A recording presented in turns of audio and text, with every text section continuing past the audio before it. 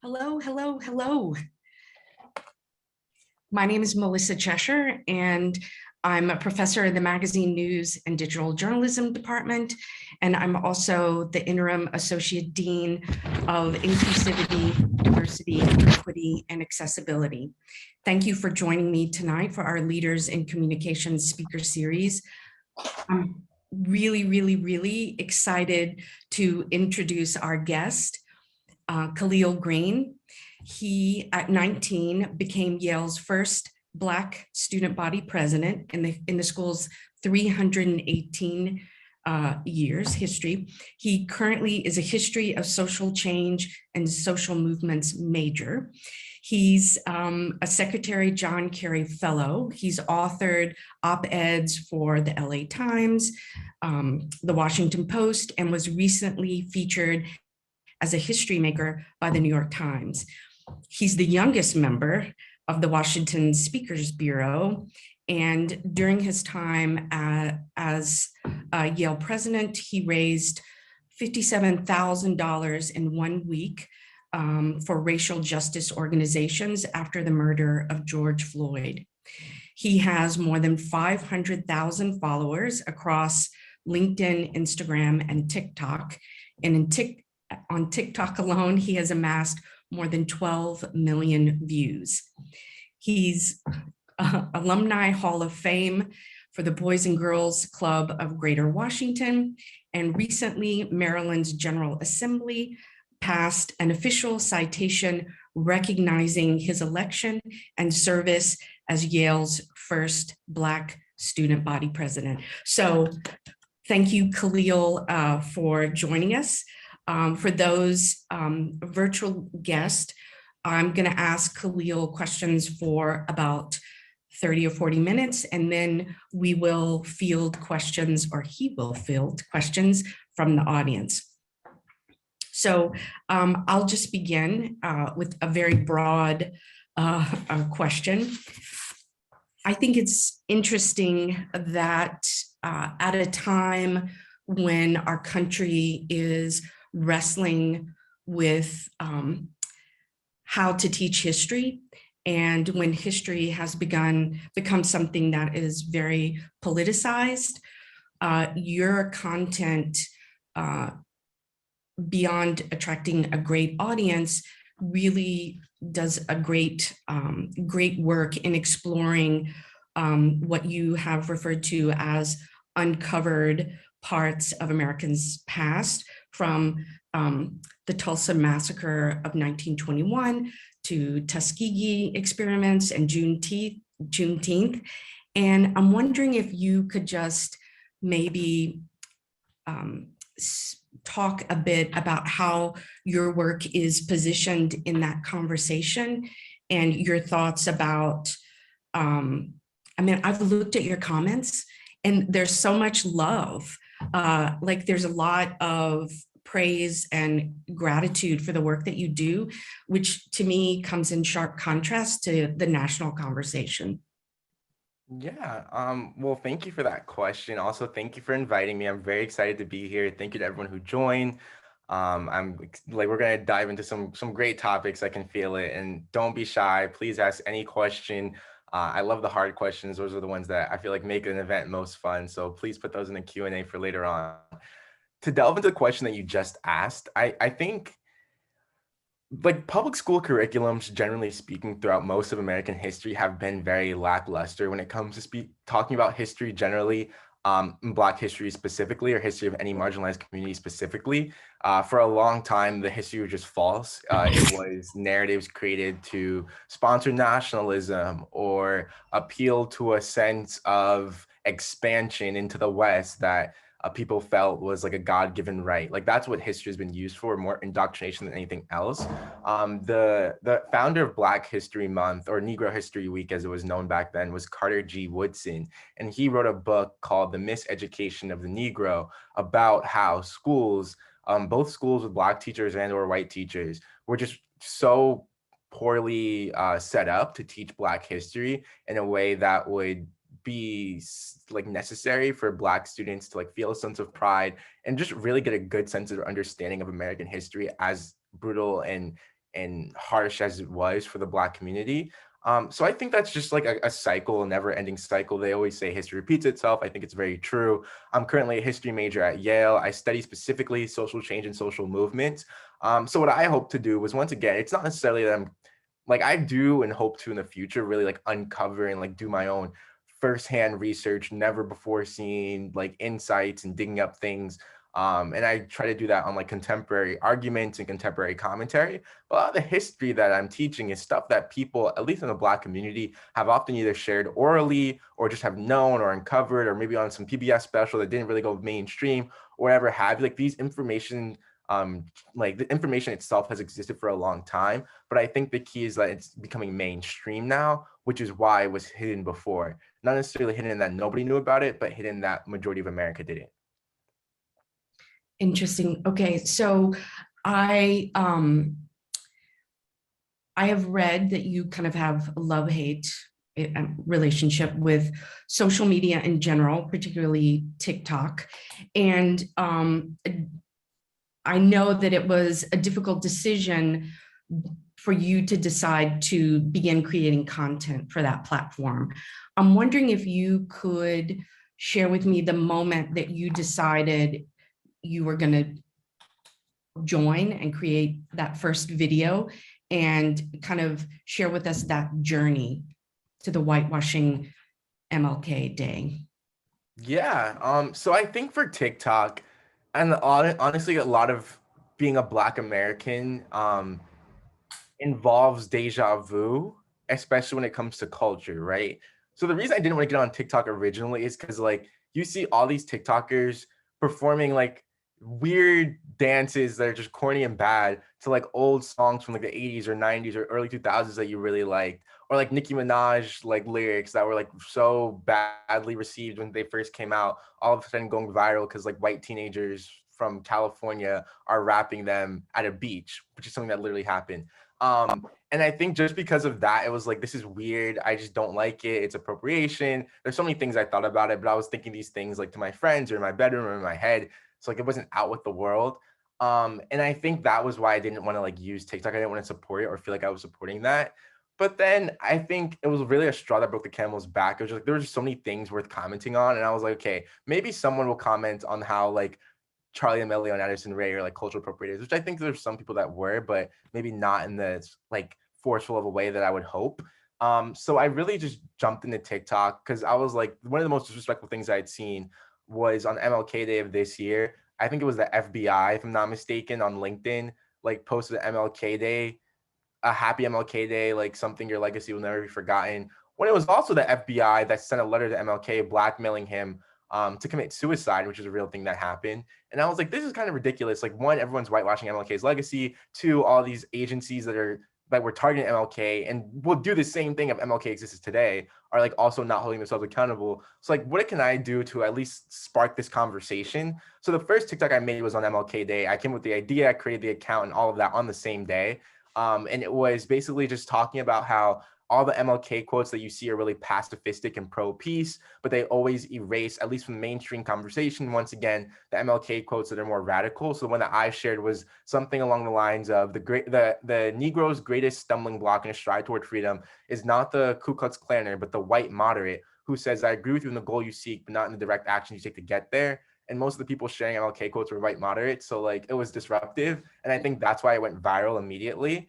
And I literally had 1 million views that same day. So then from there, I just created more content.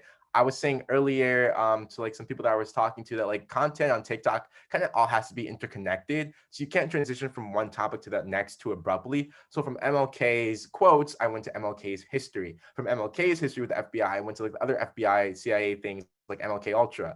From MLK Ultra and other things like that, I went to like more hidden history and histories of oppression, and then I got into the history of cultural appropriation, and then from the history of cultural appropriation, I got into cultural appropriation in the like main day, in the mainstream, in the current day.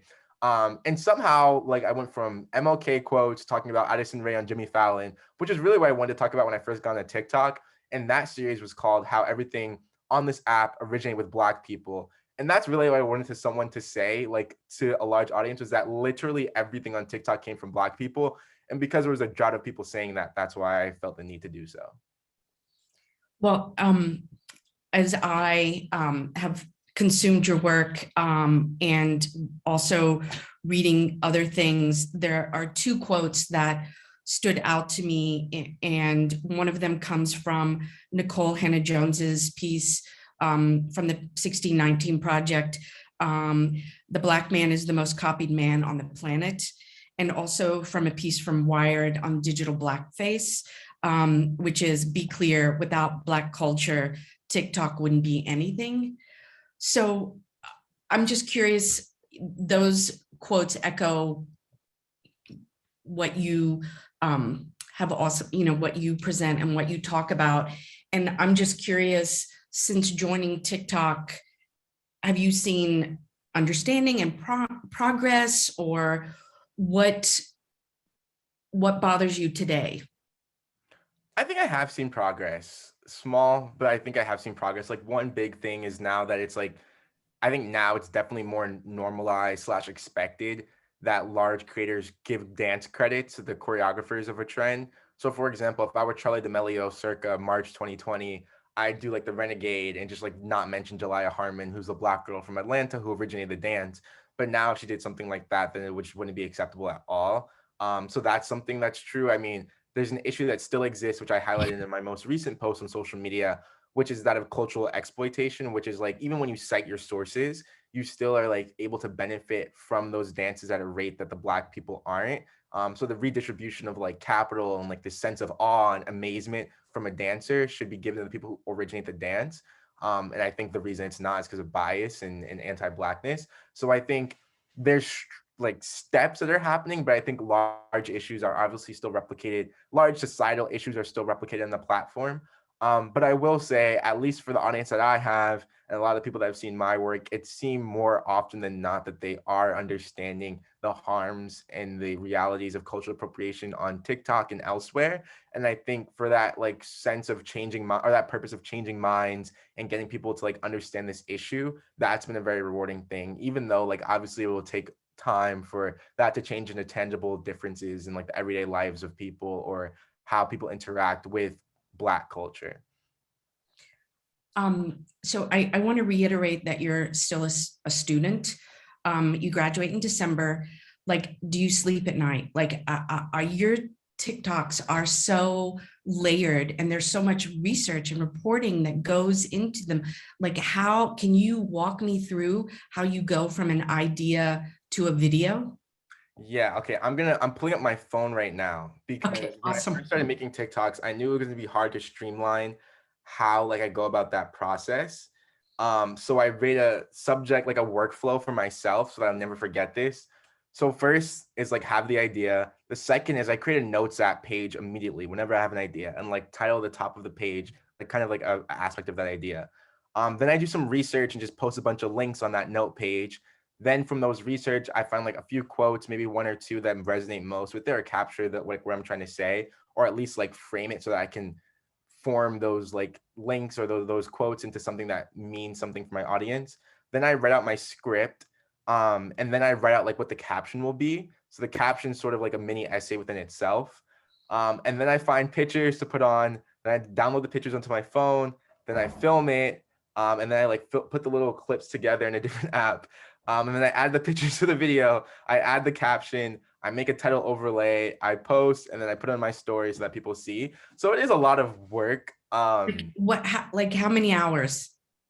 The average TikTok is probably like 5 hours beginning to end now. I think originally it was probably like 1 or 2 because I used the in-app like editing. I didn't do that much research, and TikTok was only a minute back then. But now I like always go over a minute, so it's just longer. And I think it's like hard. Luckily, I'm a senior, and also I got started on TikTok like during the summer slash when I was not a student. So now it's been a hard transition, but right now school is coming a little bit second. I'm not gonna lie, because I had to write an essay the other day, and I was just like, I had this idea for a really good slideshow on TikTok on Instagram, so I just made that instead. But midterm season really hasn't started full effect, so we'll see what happens. But I think I'll be fine. I mean, I'm just gonna try to budget my time, and I can write an essay really fast. Like this was good practice for that. So I think I'll be able to like crank the assignments out when they come. Okay, will you share the last idea that you put in your notes? In my notes, like the last idea that you wrote down. Yeah. Oh, okay. So so I made a video. I made a Instagram post the other day about cultural exploitation, which is a new term that refers to like people who cite their sources, people who like Charlie D'Amelio, for example. Like I said, like she'll say she got the choreography from XYZ person, but still are like benefiting in a way that's very unfair. And like, how can we target that instead of just saying, oh, they cited their sources, everything's fine. Like, no, there's also economic and social capital that's like they're getting that's unfair. So that was the past video. And the new one is going to be about like great examples of cultural appreciation and people who have done the work to like redistribute or help others in the community. So one example, this guy's like problematic in other ways, but Shia LaBeouf, like the actor from Even Stevens and Transformer, he didn't really appropriate Black culture per se, but like when he got really big, he went to Compton and opened up like an acting school for Black kids there for like after school they could use it for like self-expression, and also like he would give them connects and pathways like the industry. So that's like an infrastructural like way of making sure that Black kids are able to express themselves and benefit from it like through capital and money in the same way that other people are. So like examples like that, because everyone's like, oh, like what do you want them to do, what do you want them to do? So just making a slideshow on that is going to probably be my next thing. Awesome, awesome. So one of your more popular talks is about DEI expectations of Gen Z. And I noticed a question that is kind of similar to this in that I'm wondering if you can kind of break down the top ones of those, like what do universities, institutions, corporations, politicians need to know about your generation's DEI expectations? Yeah, so I'd say the first thing I always say is like nowadays internal is insufficient. That's like one of my main principles. And that's basically saying that like there was a lot of politics around a business being called out for like being harmful to the Black community. Let's say like a bank, for example. And like what they immediately do is have a new head of diversity or like have more Black, a plan to make more Black employees or maybe even a Black president, which are not bad things. Don't get me wrong. I'm not going to like knock them for that. But I think the issue exists outside of a company in most, if not every single case. And it's better when a company does those internal things, but then also, once again, invests in solving those issues outside of it. So like, for example, a bank, a lot of the issues with banking is not necessarily who they're hiring, but the fact that they're not giving loans out to Black communities because of like lower credit or like bias or whatever the case may be. So like coming up with an actual creative and targeted way of like the societal issue being Black people have worse credit overall, but then like taking into account that issue exists, like how can you still give out loans and not make it so that home ownership is so hard for Black people in the modern day and age? So like internally just changing yourself is insufficient to actual change in society. And I think that's a big thing that people are realizing now. I would say another one is like intersectionality is just like a huge topic that's just missed. So I was at, hypothetically, let's say there's a company, right? And the company has a hiring program for um let's say Latino students, right? But then all of the people that are there are like very wealthy and lighter skinned and mostly male and had family members in the industry or whatever have you, right? Like that's something that happens in a lot of different places. A scholarship for Black kids will go to like rich Black kids, once again mostly male. A lot of them are not, like it's not going to the kid from Detroit, right? Like it's just not like, and I think that issue is something that people are also not talking about a lot in corporate America. And I think there's some legal reasons why. I'm not sure how to like address those, but generally speaking, on a societal level, it's an issue that we all see. So like, how can we change the laws that are like making it so that intersectionality cannot also be a protected class, or like multiple protected classes can't work in tandem for someone? And definitionally, really quickly, protected class is like an identity that you can't discriminate against at work. So you can't discriminate against someone for like the basis of their national origin, race, sex, sexual orientation, gender, stuff like that, but they never intersect. So like you can have something that is a scholars or like a internship for students of color that identify as like Black, Latino, or Native American, but you can't say it's like for Black women specifically because like those intersections are like they're considered in a very strange way. So I think that's probably another big one. And there are a few more, but those are the main ones for sure. So you accomplished a great deal during your time in student government. Notable fundraising efforts, launching affinity networks to increase racial, socioeconomic, and gender representation. I'm curious, as you prepare to graduate, what do you consider to be kind of DEI issues on your campus and maybe on all campuses that you feel need to be addressed? Yeah. So the first one for me, I don't know if this is, I haven't seen a lot of people talking about this, but I think disaggregation of racial groups is a huge one. And it goes along with that, like sort of like intersections. But for example, let's say Yale boasts that it has a lot of Black students, right? If you delve into it, and this was a study done at Harvard specifically, and I think also Cornell, most of those Black students are like not represented like fairly across ethnic backgrounds, specifically with a lack of Black students who are like African American. So like their family lived through Jim Crow and slavery and those specific issues. A lot of the Black students that come to that are allowed into like these higher educational institutions are like students of whose parentage are like immigrants and this came after the civil rights movement.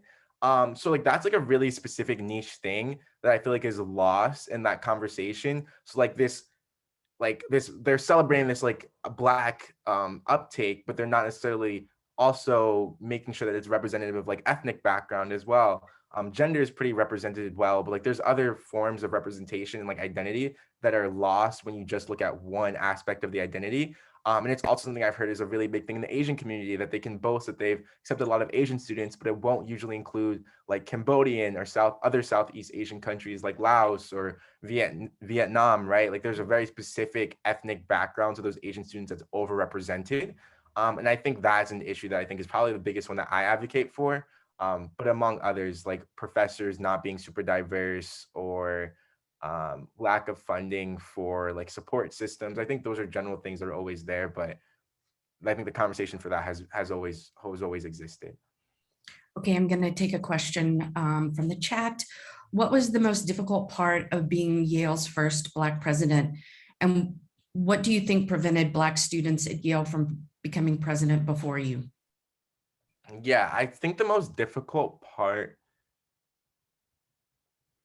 I think it was actually just the job, especially like around a mission that I had. I think the most difficult part was trying to bring in a new set of values to student government, largely based on my identity as a Black person. So, for example, before I came to campus, there was a huge activist movement around renaming one of our residential buildings, which was named after John C. Calhoun, who was like a slave owner and an advocate for slavery.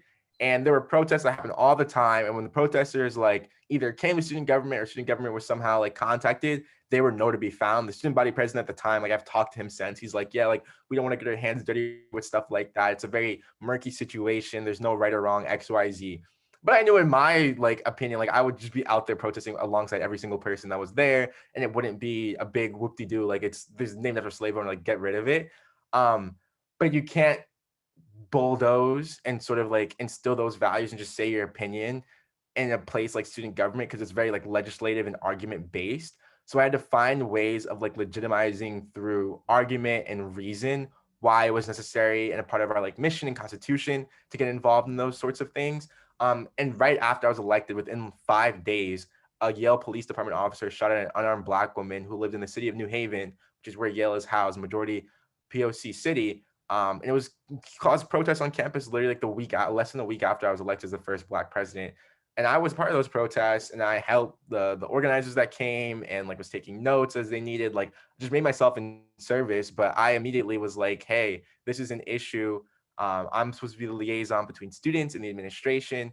And without this sort of collaboration, it's going to end up even worse than it would be otherwise. So like just trying to be a partner to student activists while at the same time being such close communications to the administration and representative to so many people was probably difficult managing that sort of interplay between different social and political dynamics on campus. So I'm going to take another question from the chat. I'll try to make this Okay, as someone who wants to be proactive in advocacy on behalf of the BIPOC community, how can I go about holding others accountable in the real world or addressing it?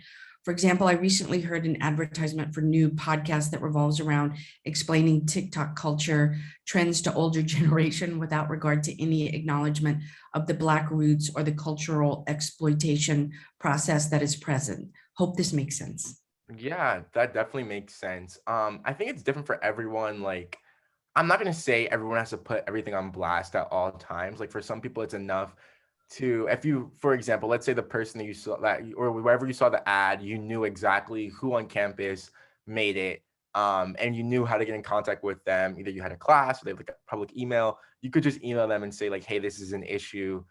Would you mind changing it for XYZ reason? I think that's very valid too.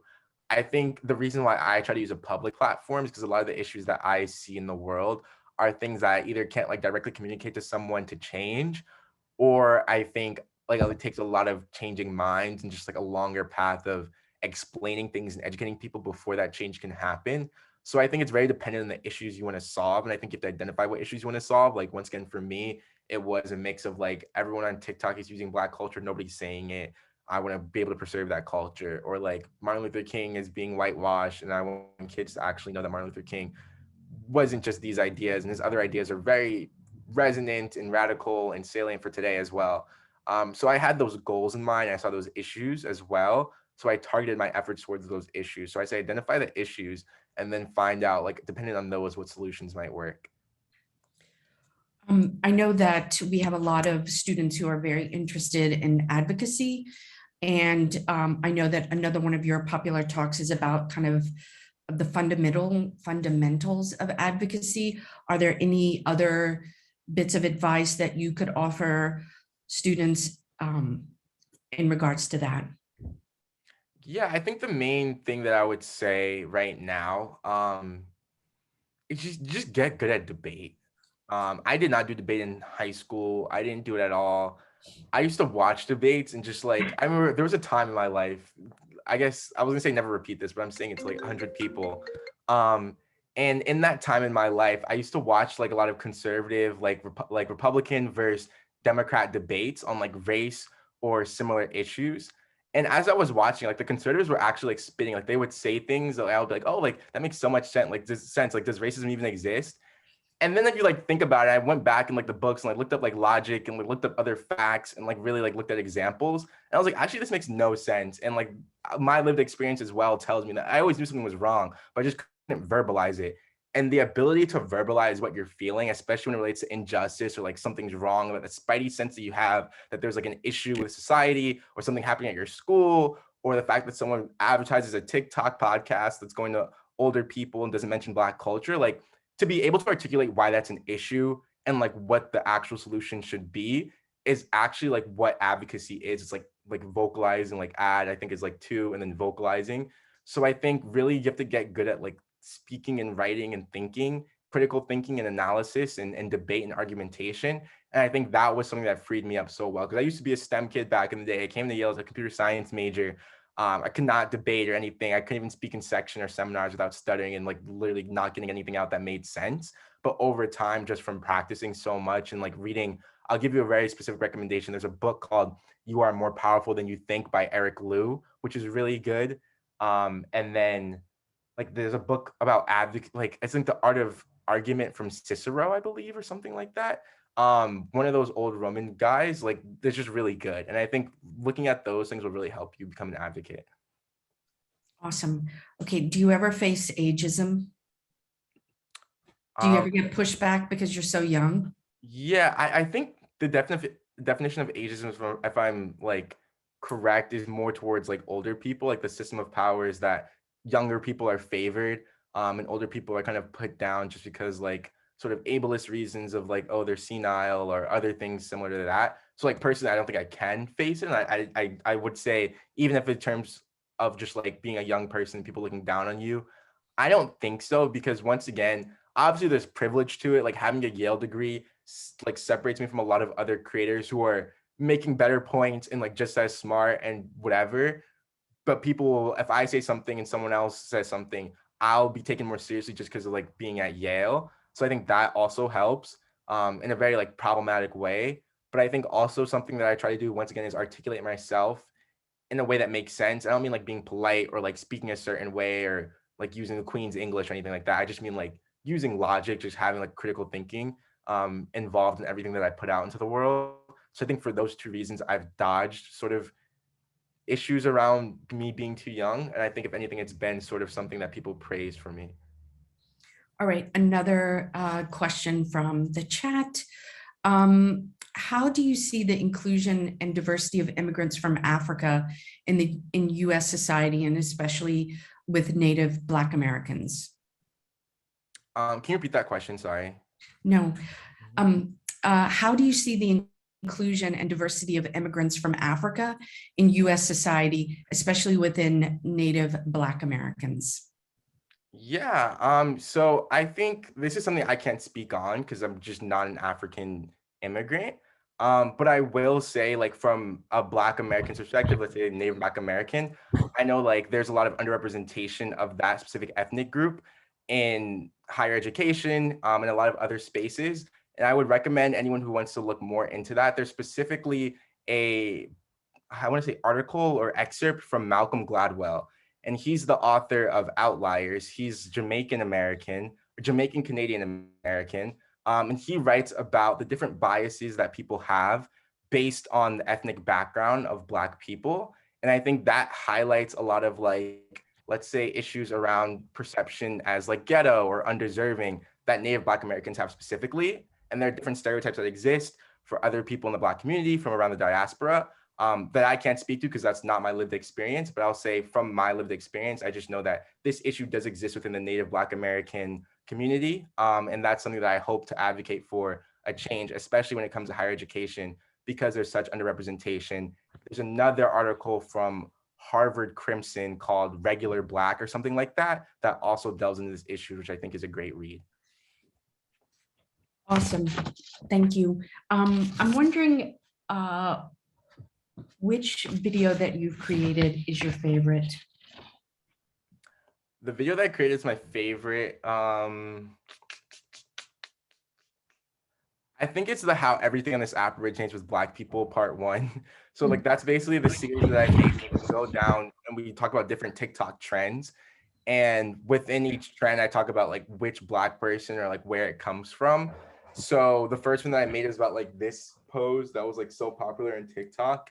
I couldn't do it properly because I'm like sitting down, but it's called the ice in my veins pose. And D'Angelo Russell made it a long time ago. And it was like popular in Black kids, especially within Black basketball culture. But then all of a sudden it just blew up on TikTok. Once again, TikTok is like just a source of deja vu if you're a Black person, because everything that you remember as a kid just gets repeated on there weirdly in random times. So I think just seeing that and just being able to comment on that and show that this is an issue, and so many people saw it, was like probably a reason why it's my favorite. And if not that one, the one I made after that, which is like this thing was I don't know how to do it, like something like that, right? The light skin face. There's a ringlet in my eye, so I couldn't even see, but something like that. And I'm like, oh, like that's a light skin face. Like we were doing that in middle. I literally remember doing that in middle school. And then it became a trend on TikTok that 2 specific users were like calling the swag face and getting credit for. And I was like, you guys are literally like not doing anything new. So to call them out in a way that highlighted my point and like was articulated well, I think also like made it a reason why it was one of my favorites. Another question from the audience. How do you battle burnout around activism when you're debating with others about your own existence? Yeah, so I don't really debate with others about like whether or not racism exists now in my life. I make content for myself. I think if there's a question that I like could potentially get asked, or if there's something that I think is an interesting topic that people aren't exploring in the way that I see, like whether that be cultural appropriation or a specific historical detail, I make a video about that that I think would appeal to like me if I were not myself, if that makes sense, like to my friends or to my peers or people who are interested in the same academic topics. So I'm not like one of those, there are people, and I think some of them, Conscious Lee, for example, he's another creator. He like literally debates with conservative, white, pro-white, like white supremacist people on the internet about like topics about whether or not it was a good thing that Christopher Columbus came to America, right? Like that's something that he does. I personally don't do that. So luckily, once again, just from avoiding that entire side of the internet, I haven't had to come across that. So I began by listing just like the highlight reel of all that you've accomplished. I'm wondering what you would identify as the thing you're most proud of. Yeah, what I'm most proud of. I think you have to give me a second for that one. That's a good question. Take your Yeah. time.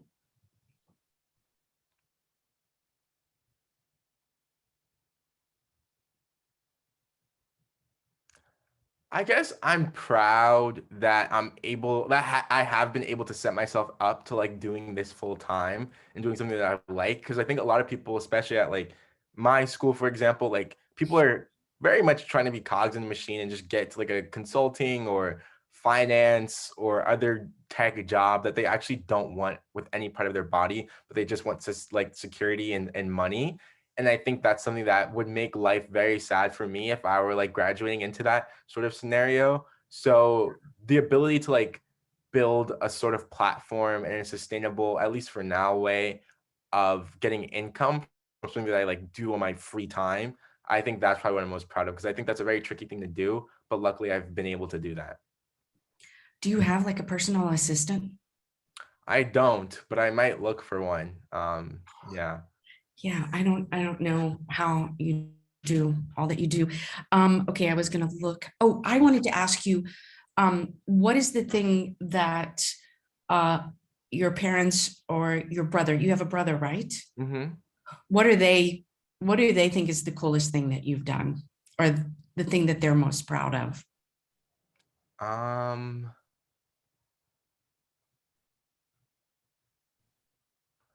I think my parents were happy about the student body president thing. I mean, like they're not unhappy about TikTok, but like it's not something that I mean, I don't know. I don't think it's something that they've like been super, oh my gosh, about compared to other things that I've luckily been able to accomplish. So I think maybe getting into Yale is probably a big thing for them because I think once that happened, they knew I'd be fine no matter what I did.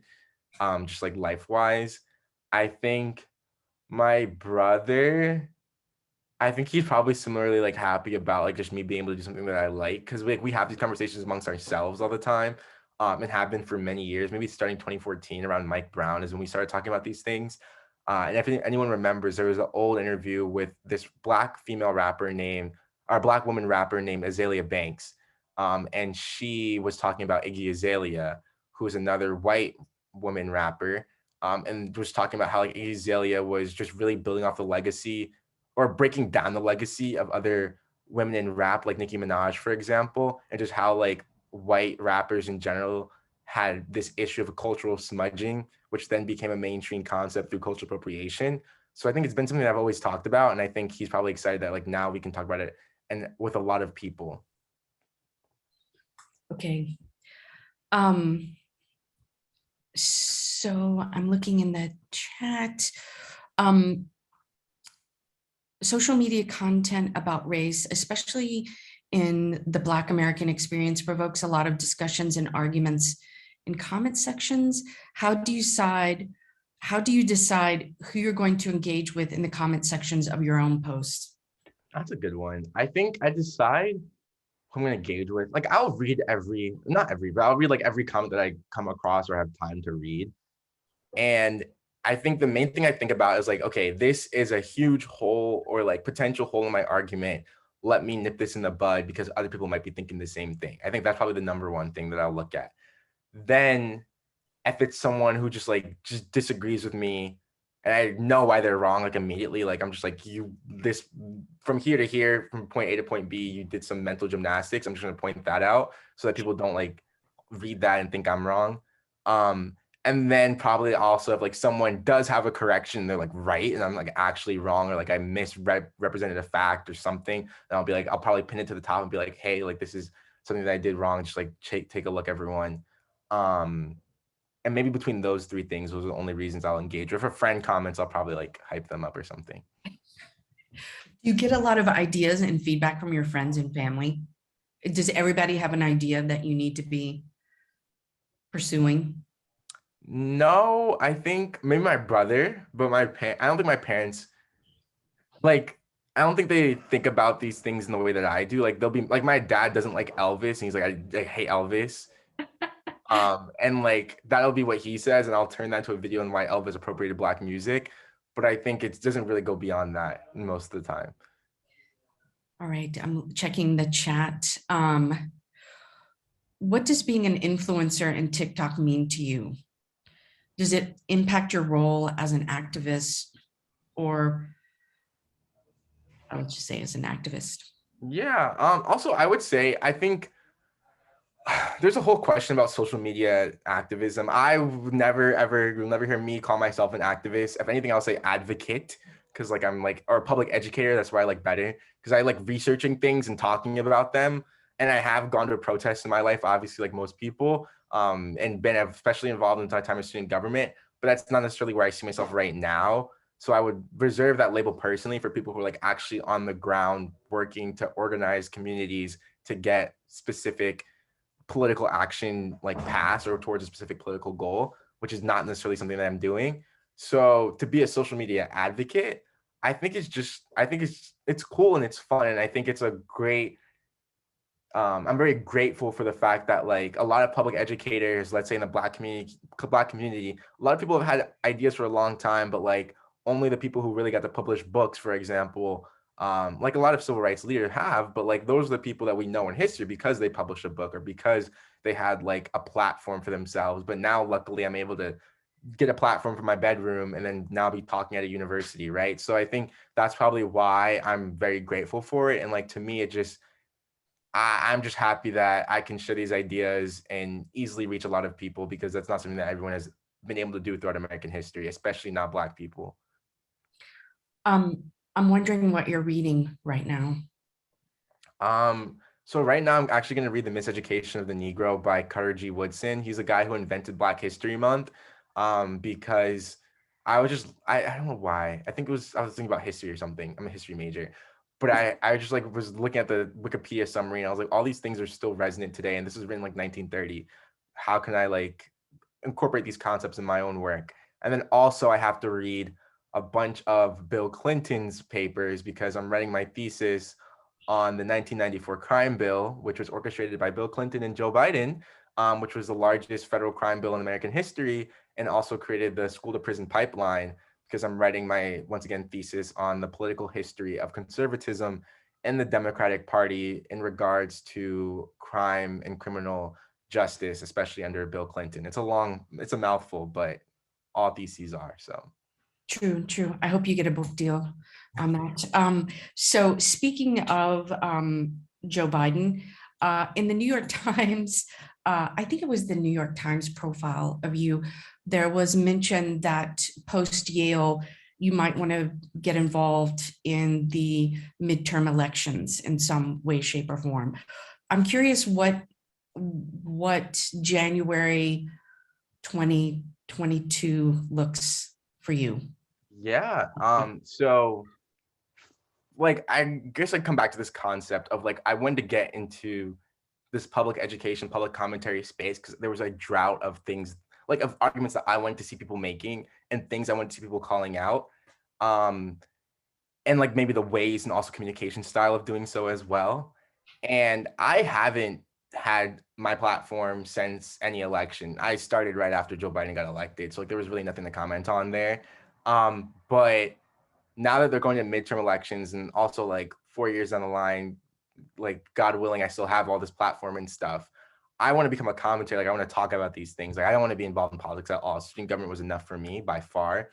But I think I still want to be in this like hopefully even down the line like space where I'm able to comment on it like and just share my opinion and share my thoughts.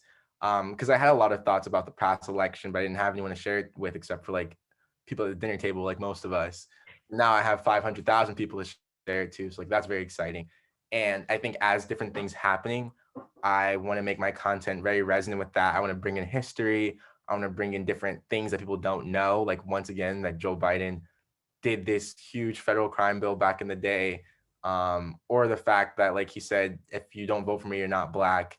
And there was a lot of like anger, which I think was obviously warranted. I was super angry, but I think the commentary around why that was an issue, I just personally didn't find a lot of things that like really hit where I wanted to hit. And also how the Democratic Party is also very problematic in a lot of ways. Also the Republican Party too, don't get me wrong. But like there's just a lot of missing things that I want to involve myself in the conversation for in this upcoming election. Well, Don Lemon did interview you. I'm sure he can't wait to have you come back. Yeah, we'll see. I haven't been in contact with him since, but we'll see. Okay, let me look. So here's a question. I'm not sure if you've been following what's going on at UMass Amherst, but an email was sent. Does it sound familiar? I think I've heard this, yeah. It was vile, but how would you respond if something like this happened on Yale's campus? And how should the student government respond? So I'm gonna read the question in full just so I get Okay. context.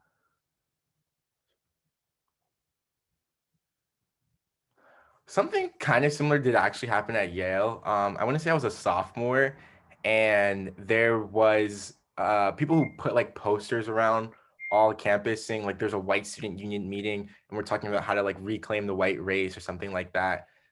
And I don't know if this was put by, I doubt it was put up by a Yale student. But we never found out, right? It was just something that happened anonymous on all the public platforms. Everyone could see it. Really racist. When that happened, actually someone that I know kind of like counter protested by like putting a bunch of papers on top of those papers and being like Black people and other people of color, like we're still here, like we're fighting, like you can't scare us. And when it comes to something like this, like I'm sure it's anonymous, it was a hack, whatever the case may be, and it's obviously wrong. I don't think anyone's disputing that, but I think how you go about countering is important, like moves and counter moves in chess. So I mean, if I were student body president, I would like probably send an email to everyone talking about the power in the Black community and all the Black heroes, and like use the time to reinforce and reiterate the fact that that person's wrong and why they're wrong. But I think beyond that, like the issue is more of a security breach. So like whoever's in charge of IT at that school needs to get it together for sure. And just generally speaking, just checking on Black students, because I think there's an emotional effect that happens from something like that. But I would just look at like all of the different errors in the process and like how those can be fixed. And then because it happened, just doing the emotional check-ins, and then also counter narratives, like sharing a huge counter narrative to all the students that saw that racist narrative that was sent out. Great, thank you. So I have a student working on a story in one of my classes about the negative discourse and paradox around Black women and luxury. The high fashion narrative excludes Black women while also attacking Black social influencers who want luxury. And she wanted me to ask you about what styles, culture norms you think luxury brands have appropriated from Black Gen Z kids. Well, yeah, I recently made a video about sagging, which is a huge thing. So Balenciaga, I think is a European high fashion brand, like started selling sweatpants for $1,190. And those sweatpants have underwear attached to it. And the underwear is like showing visibly, which is very reminiscent of the trend of sagging, which was started in prisons by incarcerated Black, probably youth. And not even Gen Z, millennials probably, or like maybe even Gen X in like the 90s. And that was something that was heavily criminalized. And I mean criminalized because it's maybe like a word that not everyone's familiar with. Like there were laws that said it's illegal to sag your pants, and that was enforced all throughout the nation. Yet Balenciaga like did this, and they're selling these things for thousands of dollars. So that's like one huge trend that I think is seen, especially in luxury fashion. I think outside of that, the other things that are like perennial are hairstyles. When you give like white girls cornrows or box braids. I'm not a huge fashion person, so I can't say for sure, but I know also the Native American community has a huge issue with their stuff being appropriated, which is weird because there's also a law, like there are multiple laws in place that like like ban people who are not native or a part of like a native tribe or have native sovereignty from selling certain artifacts or products, but yet luxury fashion brands sell those designs all the time. And I think that's an issue of native invisibility, which is like the overlooking of native communities and a lot of public discourse. So I think those two things, like you see a lot of stuff appropriated. Is there anything that you've learned by being a TikTok creator that surprised you in terms of the content people respond to, or um, just what things resonate and what things don't? Um, I think I was probably, I guess I'm more surprised at like the actual platforms and how like they get to decide what's seen and what isn't. I had multiple of my videos taken down. Really? I was going to ask you about that. Okay, so Yeah. which ones were taken down? So one on human zoos was taken down, which is like the act of white people putting people in zoos. That's pretty self-explanatory. I think another one that got taken down was about um there was a issue of like hunters using black babies as alligator bait. That one was taken down. I think it was put back up. Another one of people using like black like skin as leather. Insane. Like it's completely insane. Like it's like not like obviously if I were faking it, maybe obviously someone should take it down because it's like crazy. But the thing is, this is American history. This is why everyone's so riled up about American history and why it's so whitewashed. Because these things are actually things that happen. They put people in zoos. They like put babies as bait to alligators, and they wore black people's skin as leather. These are just facts. But then TikTok would take it down for like bullying or like minor endangerment or something like that, like a bunch of random stuff. It would be all over the place. They took off the sound of one of my videos talking about why TikTok was appropriating black culture, which was a lot weirder than the other three too. But I think that was my issue, and I think I was surprised at like how you can't do anything about it either, which is like the crazy thing. If they just take it down, they can take it down, which is why I feel like everyone needs to sort of invest and like support creators across platforms and also on like the creator's own platform, whether that be a newsletter or Discord chat or something.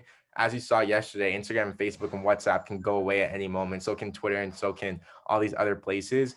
So we're really at the mercy of platforms. And as soon as those platforms don't want the information to be shared, then it goes back to it was like however many years ago when you couldn't get a platform this fast and this big. Are you thinking about starting a newsletter? Yeah, I'm probably going to solicit emails like tomorrow. Wow. Okay. Tell us about your newsletter. Yeah, it just came up from the idea of like literally what happened yesterday. I was like, I just need to collect everyone's emails and just like have a place where like maybe a Google form where all the emails are there and then like a newsletter will come after. But I think it's really dependent on whether or not these platforms continue to like mess with creators, or if they're fine. If they're fine, then I'm probably gonna mainly invest in those platforms, creating content there. But I think once I start becoming disenchanted with Instagram or TikTok or Twitter, that TikTok is already I'm disenchanted with, but like Instagram or Twitter or well YouTube, then I'll start using my newsletter. Are you more disenchanted with TikTok or just consistently disenchanted? Consistently, but it gets worse probably every day just because like they keep doing stuff to change the algorithm, or like social justice commentary has just been really suppressed on TikTok to the point where most creators are leaving. And like usually like every day you find out something new, like they're like the views are just less, or the hashtag isn't working, or the music doesn't show up. It's just frustrating. So like I think each day gets worse probably. Okay, interesting, interesting. Okay, I want to make sure I check the chat. Um, what specific skills do you think are relevant to better advocate and engage Gen Z inclusion and diversity issues on campus? We kind of talked about that earlier, but Mhm. I just want to revisit because there were a couple of other questions in that vein. Yeah, so I'll say the first one is just like a really strong understanding of logic and debate. Once again, I believe it was Cicero has like a book on argumentation that's worth reading. There's also a book called You Are More Powerful Than You Think by Eric Liu, which is generally just about advocacy. Outside of those skills, I'll say like just strong interpersonal leadership skills. I think a lot of things take a coalition to build, and a lot of movements have a bunch of disagreements. And that's an issue that comes up often. Like, for example, we were trying to get Yale to remove grades once COVID hit because like we were one of the last schools that would do it. And then our dean was like, hey, like I'm not going to make this unilateral decision. It's going to be based on like the students or teachers or like some weird mix of the two. So we're like, we literally have to come together for this. And some people wanted to just strike classes and like not go to Zoom classes and like see what the effort, like what the impact of that would be. And in my head, I'm like, these professors don't even know how to use Zoom, so they're not even gonna notice if you're gone, to be honest. Like it's just a bad idea. But then like if people are really feeling really strongly about that, you can't just tell them that. So you have to kind of like bob and weave your way around it and like have people talk to other people. So I think that's a really important thing as well, just like understanding people and having people skills. And the last thing is just like really identifying your goal. Like you have to be very goal oriented. You can't just you can, but it's probably not as impactful to just do things just to do them or raise awareness just to raise it. Because if someone follows up, like let's say you come to someone and you're like, hey, Charlie D'Amelio's culture appropriating Black culture, blah, blah, blah, blah. And they're like, okay, like I agree with you. Like, what can we do? And you can't follow up with that. It's not an issue per se, but like it's not as impactful as if you were to say, oh, maybe she can have like some sort of let's say like series where she highlights Black choreographers on her platform so that they get the same press that she does, right? So there's just different things you want to have in the back of your mind in terms of goals so that if you're ever pressed on it or if you're ever like asked about it, you have something to follow up with. Do you have any kind of personal rules about your social media consumption? Like how many hours a day do you spend, or like do you try to monitor that, or I try. I like have this thing called on the iPhone at least you can set a time limit for like different apps. And I think mine is like 2 hours between Instagram and TikTok each day. Sometimes like if it comes on, I'm like, okay, let me just stop and I'll like be able to be with my friends. Sometimes I just keep hitting the ignore button or like I turn it off because I'm just like on TikTok or Instagram. So I it's not healthy, but we're working on it, I guess. all right. All right, I want to make sure I answered. So we already have someone signing up for your newsletter. Um, um,